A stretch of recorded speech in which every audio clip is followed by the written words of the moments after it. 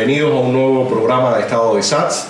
Hoy para continuar con el análisis de la política internacional en relación a Cuba, que ha estado en esta semana en la mesa de discusión. Buenas tardes, Olivera, Dimas y Fernando. Bueno, creo que definitivamente lo que está pasando en el escenario internacional en relación a Cuba, no solamente ya con Estados Unidos, sino vimos declaraciones de Bolsonaro, de Duque, en relación a la situación de Cuba, su nexo con Venezuela. Creo que vale la pena un buen debate y una buena discusión sobre eso, porque definitivamente también está teniendo un tremendo impacto en la situación interna. En los últimos días la situación coyuntural se ha ido extendiendo y sin dudas está muy interrelacionada con esto que hablaba, con esto que mencionaba de la relación de Cuba con el régimen en Venezuela y la posición que están adoptando algunos países. También hemos visto ahora intentando relanzar las relaciones con China. Medvedev creo que está al caer por acá en la isla. Entonces quisiera que le dieran un poco de contexto a todo este escenario. No sé, Fernando ya tiene la membresía de ser el que inicie. Yo empezaría analizando, aunque sea brevemente, los planteamientos hechos por el canciller cubano en la Asamblea General de las Naciones Unidas. En primer lugar, que viviendo Cuba una situación tensa realmente y bastante compleja, la política exterior y lo que se plantea como posiciones del gobierno cubano, en este caso el canciller es la figura que está llevando en la arena internacional la política. Él plantea que, sale así en los titulares, no nos arrancarán ni una sola concesión. Entonces, en un momento realmente crítico, este planteamiento como que cierra las puertas a cualquier tipo de posible diálogo, de posible solución de los problemas. Es como si uno le dice a una persona, entra a mi casa, y cuando la persona da el primer paso le tira la puerta en la cara. Y aquí uno diría, bueno, siempre se han hecho concesiones y la historia en definitiva de estos 60 años también tiene concesiones. Yo recuerdo que al principio aquí se dijo que los que se iban nunca regresarían, y sin embargo en un momento, como decía la frase aquella célebre de los cubanos, los gusanos se convirtieron en mariposas y traían las alas verdes, y fueron admitidos. ¿Por qué? Porque una situación coyuntural obligó a hacer eso. Se dijo que no iba a haber trabajo privado, que no iba a haber trabajo particular, que todo el trabajo era estatal, y en un momento dado hubo que abrir al trabajo privado. Y ha habido muchas más concesiones. Se dijo que no se podía comprar y vender las casas ni los vehículos, después se compraron y vendieron. Que no se podía tener divisa extranjera y después se autorizó. O sea, estamos llenos de concesiones. ¿A qué concesión se referirá el canciller aquí? Porque bueno, hay concesiones y concesiones. Yo creo que bueno, puede haber determinadas cosas que ningún país las acepta como tal, pero sí hay otro cúmulo de medidas que usted puede aceptar y usted puede sentarse a discutir y se puede sentar a conversar, y eso, si usted no cierra la puerta, permitiría un acercamiento, permitiría una solución. Claro, aquí estamos planteados y estamos plantados, no planteados, estamos plantados en la defensa de Venezuela por todos los medios. O sea, como que estamos echando el futuro del país juega con el futuro de Venezuela.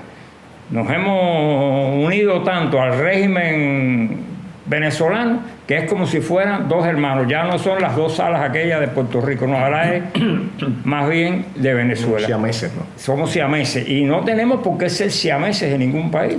Pero aquí hay algo, Fernando, y discúlpame que interrumpa, que a mí me llama la atención, porque como tú bien decías, la dureza de la frase es en un contexto donde para nadie es un secreto. Lo que estamos viviendo acá dentro de la isla lo estamos viendo a diario y iremos ampliando más sobre este punto, pero nos vamos acercando a un precipicio. O sea, porque no es ni siquiera el escenario cuando Obama, donde aquella frase de que no vamos a ceder ni un milímetro, realmente caía más en el sentido de la estupidez política que en la premura económica que existía en el momento. Pero en este caso sí hay una urgencia económica porque el país va camino a un precipicio y lo estamos viviendo. Entonces, la dureza de esta frase, ¿qué está implicando? La pérdida del régimen, de todo el contexto, ir llevándonos a un suicidio. Para ustedes, ¿cómo están viendo este punto? Porque me parece que definitivamente lo que está es atándose a una caída estrepitosa que también estamos viendo en Venezuela. La política de no ceder responde a una cosa que yo también la comprendo. El gobierno quiere ceder y ha cedido, como decía Fernando, en varias oportunidades, pero con la convicción de que mantienen el control del poder. Ahora estamos en un punto que ya ceder implica un cambio del sistema. No hay solución dentro del sistema, eso para ellos está claro. Y un cambio del sistema implica grandes responsabilidades. No se trata de un gobierno que ha estado 6 años, 12 años en 2 periodos, 18 años en 3 periodos de 6 años, o 24 años en 4 periodos. Es un gobierno que tiene 6 décadas, que eso implica 4 generaciones de cubanos. Y todo lo malo y todo lo bueno que ha ocurrido en ese periodo es responsabilidad del gobierno. Ahora no se puede decir, como hacen todos los gobiernos, que la culpa la tuvo el gobierno anterior. O sea, aquí no se puede echar la culpa a Grau San Martín, ni a Prioso Carrás, ni a Fulgencio Batista. En 60 años no hay responsabilidad anterior, toda es tuya. Entonces eso es una característica sui generis de este sistema. ¿Y por qué no pueden variar? Porque en esos 60 años tú has contraído grandes compromisos, has creado grandes problemas y ya en la balanza el daño y el mal pesa mucho más que el bien. Por lo tanto, un cambio de sistema tiene implicaciones sobre los dirigentes del sistema. Yo creo que ese es el freno. O sea, tú ves el freno, la rendición de cuentas por los actos que se han cometido durante estos 60 años. Ese es para ti lo que hay detrás de esta frase dura. De sí, porque no pueden retroceder. Ya tú tienes una historia, caminaste tanto un trecho, que es lo que se llama el punto de no retorno en la aviación. Tú sales de un punto a otro y ya pasas un punto en el centro donde ya tú no puedes virar ante cualquier cosa que ocurre. Y ellos están en un punto de no retorno. Olivera, la dureza de la frase, ¿cómo la lees tú? Mira, yo pienso que es una gran irresponsabilidad esta posición numantina, o sea, inmolar al país, que el país está ahí dentro con todos dentro, o sea, crear una especie de numancia, ¿no? Como retrotrayéndonos a la historia. Yo veo el final, un final caótico, lamentablemente, y Dimas lo apuntaba bien, que se han cometido tantas barbaridades, tantas violaciones a los derechos humanos. Vamos a decir que son decenas de miles de personas que se han ahogado, centenares de personas fusiladas, centenares de miles de personas encarceladas injustamente, personas ajusticiadas extraoficialmente. Es decir, hay un parangón de problemas creados y ejecutados por encima de la ley, incluso de su propia ley. O sea que estamos en un problema serio. Pero aquí hay algo, Olivera, y es que es el conocimiento de los países de la región, en especial de Colombia, Brasil, el propio Estados Unidos, de la implicación del régimen cubano con lo que está pasando en Venezuela. Una situación que realmente ha llevado a un éxodo tremendo, una crisis también muy aguda, la relación de personas dentro del régimen venezolano en crimen organizado. O sea, todo eso evidentemente no se va a dejar pasar por alto. O sea, esto es mucho más que una simple retórica del plano político o ideológico, va mucho más. Y en ese sentido estamos viendo declaraciones o revelaciones que han salido como del ex jefe de la inteligencia venezolana, Christopher Figueras, que apunta y da informes, porque era el jefe de la inteligencia, de cómo ha penetrado los servicios de inteligencia y el aparato militar venezolano por parte de los servicios cubanos, ¿no? Entonces, todo eso es mucho más que un conflicto en el plano ideológico. O sea, que eso va a implicar que esas sanciones van a seguir incrementándose. Mira, se ha creado un entente de desestabilización regional evidente. Algunos gobiernos han caído, pero el foco principal, la raíz parte de la unión de estos dos regímenes despóticos, que fue Chávez, aupado por Fidel Castro, y el régimen dictatorial cubano. Es decir, que como tú decías, va más allá de una simple relación. Se ha convertido en Cuba en una metrópoli, en una que es la que maneja los hilos de un país muy rico, y estas ambiciones vienen desde que triunfó la mal llamada revolución, que el primer viaje que da Fidel Castro es a Venezuela. O sea, él siempre vio con mucha esperanza poder un día haber realizado lo que pudo en el año 1998 cuando Chávez gana las elecciones. Y esto va más allá. Por eso te digo, no, ellos se van a resistir hasta el último momento, porque hay muchas cosas escondidas y muchas cosas van a salir a la luz, como tú explicabas, el problema de la implicación en las redes de narcotráfico, entre otras cosas, y el crimen organizado. Pero aquí Fernando y Dimas también, hay un punto que a mí me llama la atención. Quizás muchos cubanos, sobre todo acá al interior de la isla, no tienen la información y no saben de lo peligroso que constituye, por una parte, esta frase que ha lanzado Bruno Rodríguez, mezclado con la implicación que tiene en el caso de Venezuela, por lo que anteriormente mencionaba. O sea, eso realmente puede llevar a un conflicto en algún momento si esa situación se sigue incrementando en este país y la situación se sigue agravando acá, puede llevar a un conflicto más serio que lo que muchas personas conciben como quizás un cambio que ocurra acá en Cuba. O sea, ya esto excede la simple crisis interna de abastecimiento de petróleo. ¿Cómo ven ustedes esta? Yo veo aquí una cosa. Yo creo que la frase esta del canciller es una frase suicida, porque prácticamente está transmitiendo un mensaje de todo o nada. O sea, o nos mantenemos como estamos, no cambiamos y vamos a ir a donde sea, aunque sea precipicio, aunque sea al abismo, pero nosotros no vamos a cambiar. Entonces, ¿qué pasa realmente? Ellos han echado todos los huevos en la canasta venezolana y se quieren hundir con la canasta venezolana, no ven otra salida. O sea, lo han repetido, nosotros estamos con Venezuela hasta el final, somos hermanos de Venezuela, vamos a sufrir lo mismo que Venezuela. Y uno se pregunta, bueno, es que el pueblo cubano no tiene por qué sufrir lo mismo que Venezuela. Sí, pero eso es un problema de gobierno, no de pueblo. Pero acá, Fernando, y preguntándole a Dimas ahora, si recordamos lo que pasó durante el escenario de la Guerra Fría, que el régimen cubano tenía el respaldo de la Unión Soviética, que era una potencia nuclear.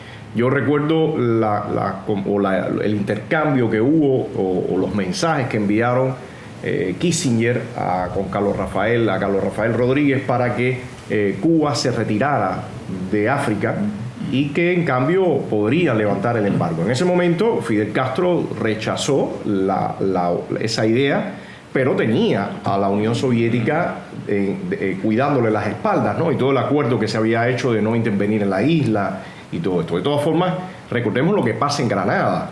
O sea, ahí mismo al poco tiempo viene la situación de Granada, que fue un escenario bastante peligroso y tenso. Pero en este caso, ¿con qué cuenta el régimen cubano para enfrentar a estos países de la región, incluyendo a Estados Unidos, y apostar por lanzarse de cabeza junto con el chavismo en una aventura que realmente en este momento es bastante incierta? La política es el arte de lo posible.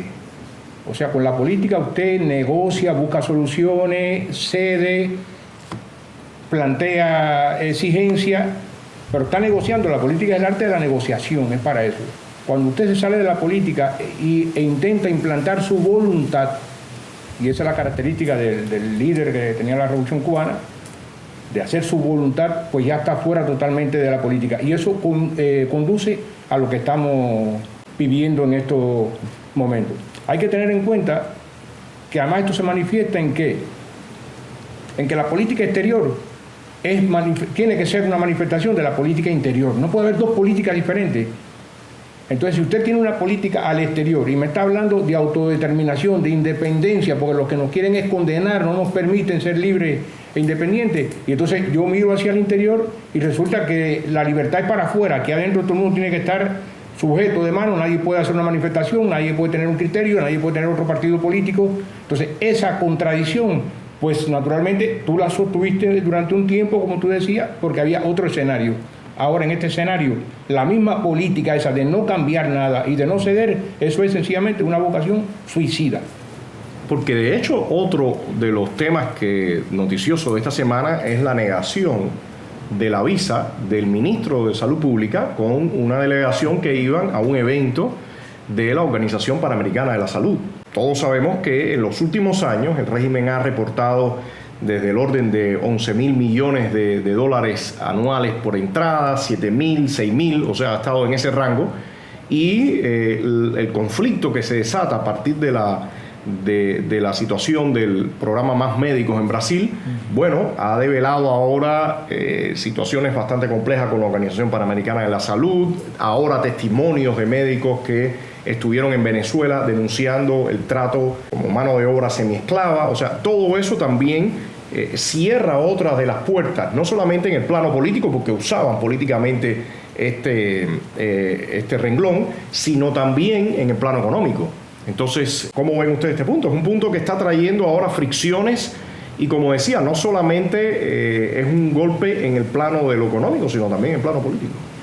No, ahora hay una situación que, o mejor dicho, las situaciones se van mezclando. La coyuntura jugaba con el problema del combustible, pero realmente vemos que va más allá del problema del combustible. Prácticamente se ha deformado toda la estructura productiva que tenía el país hasta este momento. O sea, se han cerrado empresas, se ha disminuido el horario de trabajo, o sea, se han creado toda una serie de variantes que lo que han hecho es desorganizar lo que existía. Inclusive se llega al extremo de paralizar toda una serie de actividades durante el día, y eso es lo que crea más problemas. O sea, cuando usted cierra las actividades durante el día, dice, bueno, de tal hora a tal hora, de 11 de la mañana a 1 de la tarde o de 11 de la mañana a 3, no funcionan tales oficinas, etcétera, pues esto crea más problemas y más malestar en la población. Sigue el problema de transporte, pero lo que decía Rodiles, ahora viene el problema de estos médicos, porque no hay duda que la Organización Panamericana de la Salud estuvo vinculada con todos los convenios que se hicieron en aquel momento para la utilización de los médicos cubanos y del personal de la salud cubana. Pero ahora hay afectaciones en el turismo también. A mí me llamaba la atención y comentaba hace un rato que una de las declaraciones de los funcionarios del turismo era que toda una serie de hoteles, etcétera, para su abastecimiento de los productos necesarios para el consumo, iban a utilizar la atracción animal. Entonces, hay una involución, sin pasar por el capitalismo, directa al feudalismo, que uno dice, bueno, pero ¿realmente piensan resolver así los problemas? O sea, están empantanados con Venezuela, pero es que estás empantanado dentro del país porque no hay solución tampoco y no hay posibilidades por otro lado. Entonces, esa es una situación totalmente cerrada. Entonces, cuando uno ve y oye estas declaraciones, dice, pero estas personas, estos personajes, ¿están pensando en Cuba o están pensando en ellos? ¿O están cumpliendo la orden que le dieron? O sea, declarar eso, porque en definitiva este es un personaje que lo que transmite, él no tiene poder de decisión. Él hace lo que le mandan a hacer, simple y llanamente. Pero bueno, esa es la posición de los dirigentes. Dimas, Duque, y ahora para comentes la otra parte que traes, pero quisiera también hacerte esta pregunta. Duque, el presidente de Colombia, Iván Duque, plantea que el régimen cubano tiene que decidir entre relacionarse con los grupos insurgentes o mantener relaciones, para ser preciso, con los grupos insurgentes o con Colombia como Estado.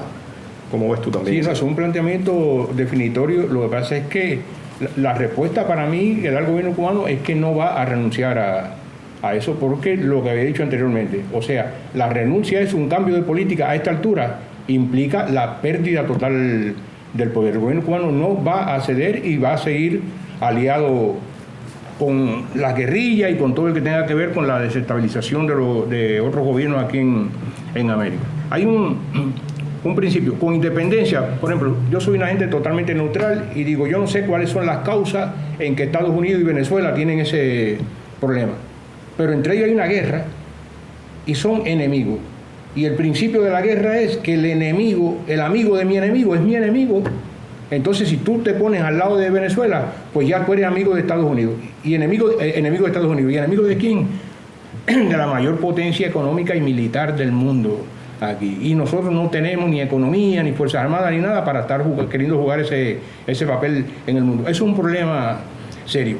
En el recorrido que hacía el presidente cubano en estos días por el interior, en más de una oportunidad planteó de que esto va más allá del combustible. O sea que esto es un problema de la guerra. Sí, el discurso ha ido variando. En un principio era algo de 2 semanas y ya eso ha ido variando. Es la guerra entre Cuba y el imperio que nos quiere imponer, qué sé yo. Y no lo vamos a permitir. O sea, estamos en guerra. Los cubanos estamos en guerra. El gobierno está en guerra. Aquí este pueblo no está en guerra con más nadie. El gobierno está en guerra con Estados Unidos. Y esa es la continuidad, porque no ha habido variación en esto. Esta es la continuidad de 1959 hasta hoy. Sencillamente hemos llegado a este punto y yo no le veo salida ahora con el sistema y con el gobierno actual. Yo creo que pueden empeorarse la situación, pero tiene que haber una salida, como decía Hannah Arendt, por complicada que sea una situación social, tiene que tener o va a tener alguna solución posible. Yo no la avisoro, pero lo que sí avisoro es que no está dentro del gobierno y dentro del sistema. Olivera, ayer sale una sanción sobre la compañía General Electric. Hace unos días atrás también una sanción o una acusación que se hace sobre la empresa Amazon por estar vendiendo carbón que se produce en tierras confiscadas. Todo apunta a que estas sanciones, como hemos dicho, van a seguir incrementando. Si lo estamos viendo, o sea, es palpable, no es algo abstracto. Aparecen las sanciones ya con nombres y apellidos, que es yo diría que es un cambio drástico, porque es un mensaje muy fuerte para moralmente, sobre todo para la nomenclatura. Aquí no han querido decirlo, no lo han dicho. De hecho, la mayoría de las personas en la calle no tienen información sobre eso. O sea, es como se diría, lo que está pasando es jugada cantada. ¿Cómo ves tú ese punto? Porque realmente no creo que vaya a haber un giro en esa política. No, al contrario. Yo avisoro en el año que le queda a Trump, y probablemente sea reelecto, esto va a ir increciendo, va a haber más medidas, más fuertes, y esto cierra el círculo. Pero hay algo que yo leía recientemente, es una vieja teoría que me asombró un poco, porque es una teoría manejada por un filósofo intelectual activista de izquierda muy conocido, que es Noam Chomsky, sobre la necesidad del enemigo externo como el agente legitimador de la sociedad. En este caso él no plantea qué tipo de sociedades, pero esto ha sido una premisa muy importante dentro del régimen cubano.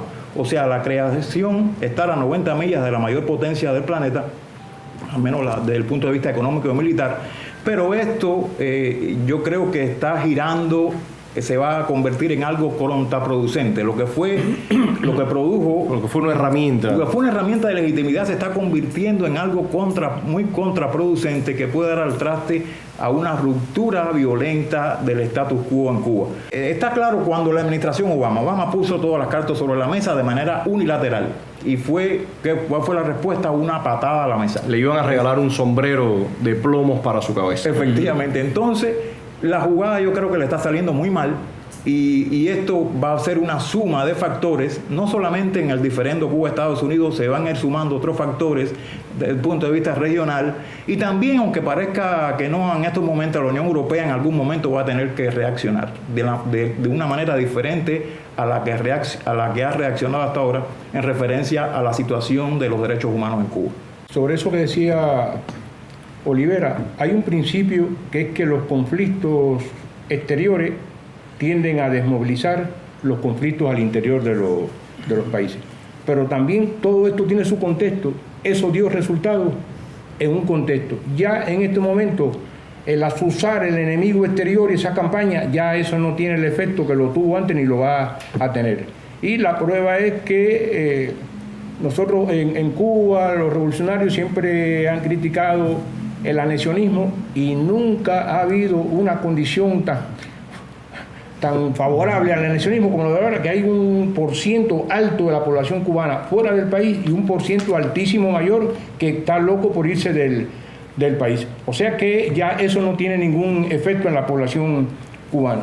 Y por lo tanto, este gobierno no lo va a lograr, y ojalá y lo pudiera hacer aunque fuera a última hora, pero los cambios que se produzcan con cualquier sistema, con cualquier gobierno, hay que arreglar, mejorar, restablecer las relaciones con Estados Unidos.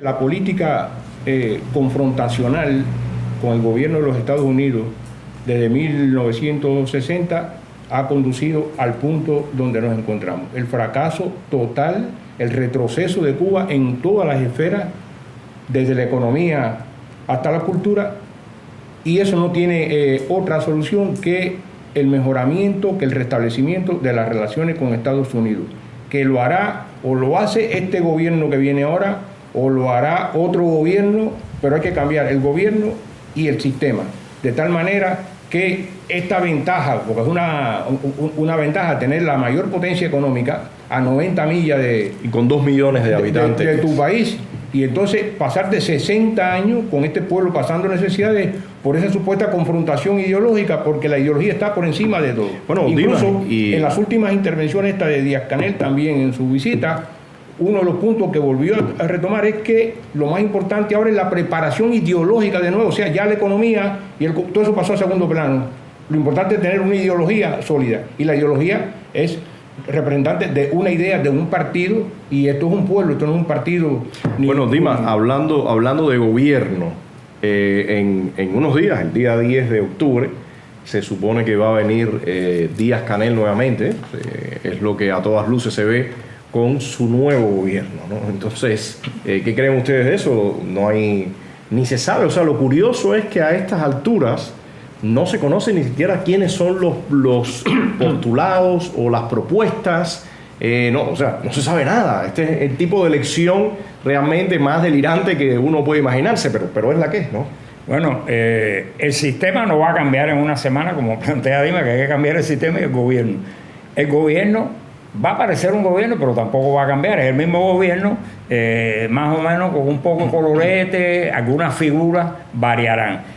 Y lo que llama la atención es que en una situación tan compleja como la que estamos viviendo, precisamente el lunes pasado es que se anuncia que el día 10 se va a realizar esta actividad tan importante, a la cual uno pregunta en la calle y nadie le presta atención ni le interesa. Simplemente nos enteraremos el día 10, después de las 10 de la mañana, a la hora que sea, de quiénes son los agraciados, quiénes son los designados. ¿Quiénes son la continuidad? ¿Quiénes son la continuidad? Única y exclusivamente. Entonces, llama la atención el secretismo con que se ha hecho este proceso. O sea, nadie sabe, uno deduce quién puede ser, pero no se ha informado, no se ha dicho, bueno, por lo menos sabemos que cada cargo tiene un candidato, no hay 2 candidatos para un cargo, eso lo sabemos, pero por lo menos no hay que tenerlo tan secreto, sino por lo menos informarlo, y que la población, que se supone que todos estos diputados representan a los cubanos, a la población cubana, por lo menos que sepa quiénes son los que yo creo que está pasando, Fernando, porque ellos están teniendo cuidado para que los Estados Unidos no tengan influencia en las elecciones. Dimas. No, lo que quería decir es que hay un detalle significativo en esto. Se va a designar al presidente de la República, o sea, no lo va a elegir este pueblo en elecciones directas. No, para nada. Lo va a designar una comisión de candidatura. No, ya está designado. Que la nombra el partido, todos son cuadros del partido, de las organizaciones de masa, y ellos son los que deciden quién va a ser el presidente. Pero detrás de eso hay otro problema, que ahora viene el cambio, o sea, Díaz-Canel hasta ahora ha sido el presidente de los consejos de Estado de Ministros. Y ahora, con la nueva ley, o sea, a partir del 10 de octubre, pues hay una asamblea con un consejo de Estado que está por encima del presidente. Sí, de todo el mundo. De todo el mundo.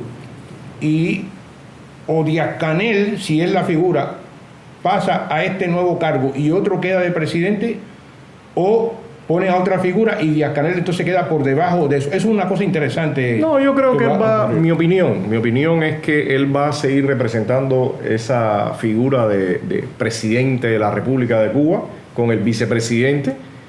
Nombrará después, más adelante, que es en diciembre, que aparecerá la figura de primer ministro, pero como tú bien dices, va a quedar en el Consejo de Estado la posibilidad de que en algún momento, y lo mencionamos en algunos programas que hicimos hace un tiempo atrás cuando analizamos el tema de la Constitución, va a quedar ese grupo y sobre todo el presidente del Consejo de Estado con la potestad de que en un momento determinado, si Díaz-Canel se levanta iluminado y quiere realizar algún tipo de cambio, bueno, llegaría este hombre y le diría, aquí el que mando soy yo.